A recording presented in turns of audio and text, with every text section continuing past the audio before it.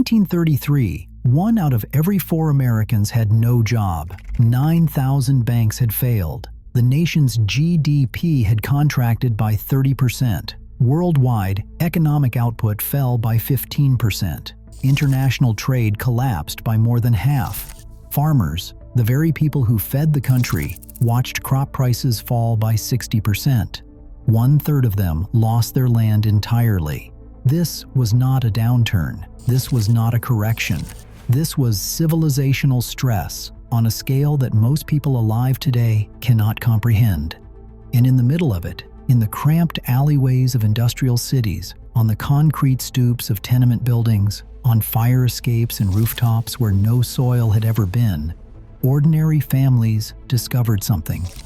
2 galvanized steel trash cans filled with whatever dirt and compost they could scrape together, planted with seeds saved from last season's food, could be the difference between eating and going hungry.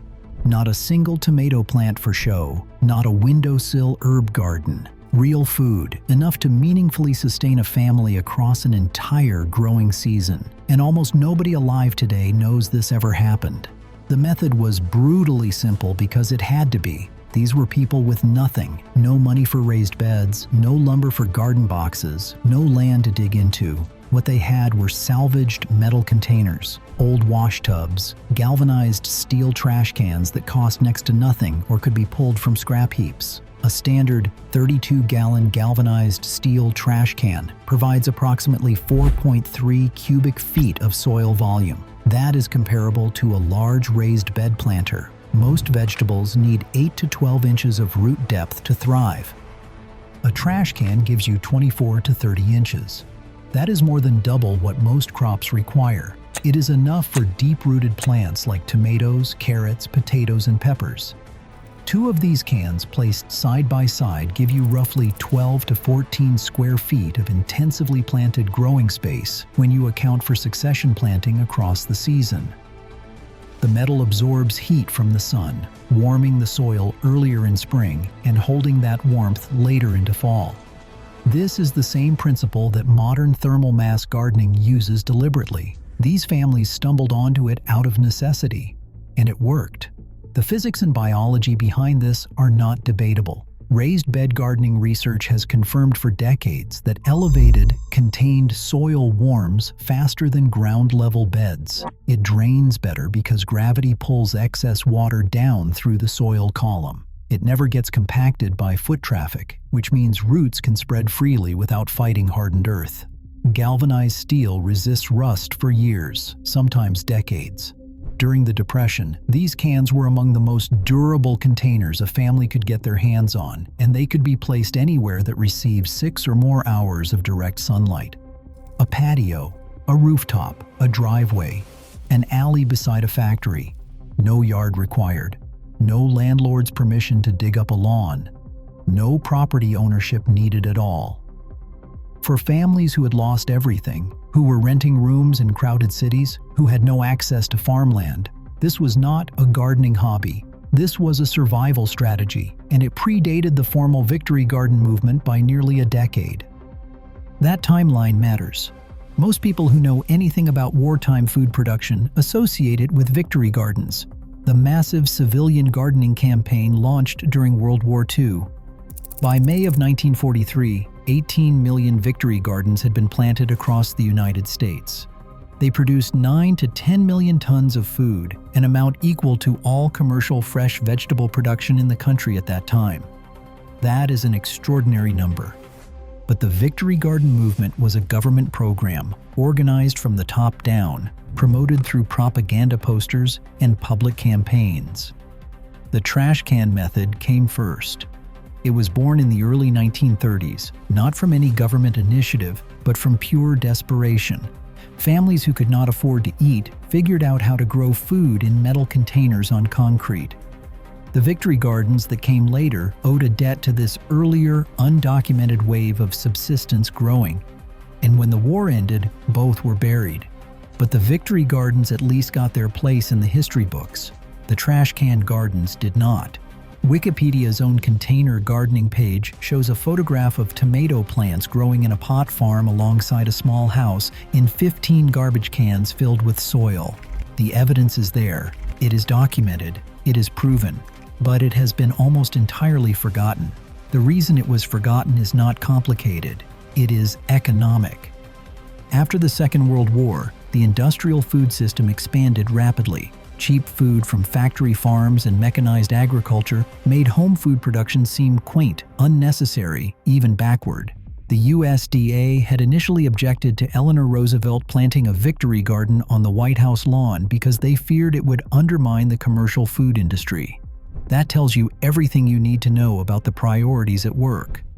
Suburban development in the 1950s and 1960s replaced vegetable plots with decorative lawns. Homeowners associations wrote rules making front yard food gardens illegal. Zoning laws in cities restricted what tenants could grow and where. Within a single generation, the knowledge that had kept families alive during the worst economic collapse in modern history simply vanished. It was not disproven. It was not replaced by something better. It was just not profitable for anyone, so it was not passed down. Here is the math that makes this method so powerful, and the math is what the industrial food system does not want you to understand. The opening of a 32-gallon trash can is roughly 21 inches in diameter. That gives you about 2.4 square feet of surface planting area per can, so about 4.8 square feet total for 2 cans. That sounds impossibly small, but the key is that you do not plant once and wait. You use succession planting, the same technique that makes intensive commercial agriculture enormously productive. Succession planting means that the moment one crop is harvested, you immediately plant another in the same space. Over a full growing season of 7 to 10 months, depending on your climate, each planting position in those cans can turn over 3 to 4 times. There are 4 approaches, and all of them work in trash cans. You grow crops in sequence. Harvest spring lettuce, plant summer tomatoes in the same soil, harvest those tomatoes, then plant fall kale. You stagger plantings of the same crop, putting in a few radish seeds every 2 weeks so you get a continuous harvest instead of one overwhelming glut followed by nothing. You interplant fast crops between slow ones because radishes mature in 25 days while tomatoes take 80 days, and the radishes are long gone before the tomato plant needs the space. You also plant different maturity varieties of the same vegetable to stretch the harvest window. Add vertical trellising with pole beans and cucumbers climbing stakes attached to the cans. 2 well-managed trash cans with 3 to 4 succession cycles can yield 50 to 100 pounds or more of mixed vegetables in a single year. 2 galvanized steel trash cans, 30 to 32 gallons. Setting it up requires almost nothing. Use a drill or a nail and a hammer to punch 8 to 12 drainage holes in the bottom. Add a 2 to 3 inch layer of gravel or broken pot shards for drainage. For soil, mix roughly 1/3 compost, 1/3 vermiculite or perlite, and 1/3 peat moss or coconut coir. This is essentially the same proven mix that Mel Bartholomew developed for square foot gardening, and it works even at just 6 inches of depth. Fill the cans to within 2 inches of the rim. Plant according to your succession schedule. Water consistently because containers dry out faster than ground soil. Feed every 2 to 3 weeks with compost tea or diluted fertilizer. Depression-era families did not have garden centers or commercial potting mix.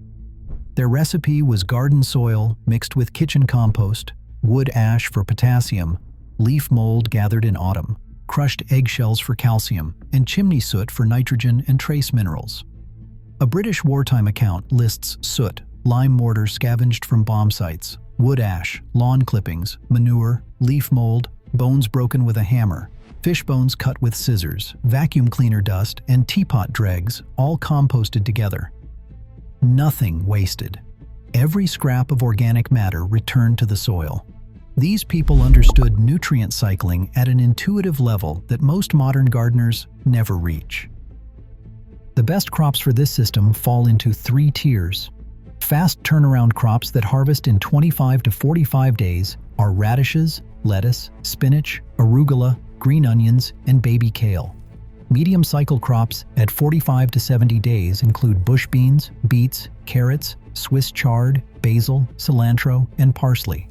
And long season, high-yield crops at 70 to 100 or more days include determinate bush tomatoes, peppers, pole beans grown vertically, and cucumbers grown vertically.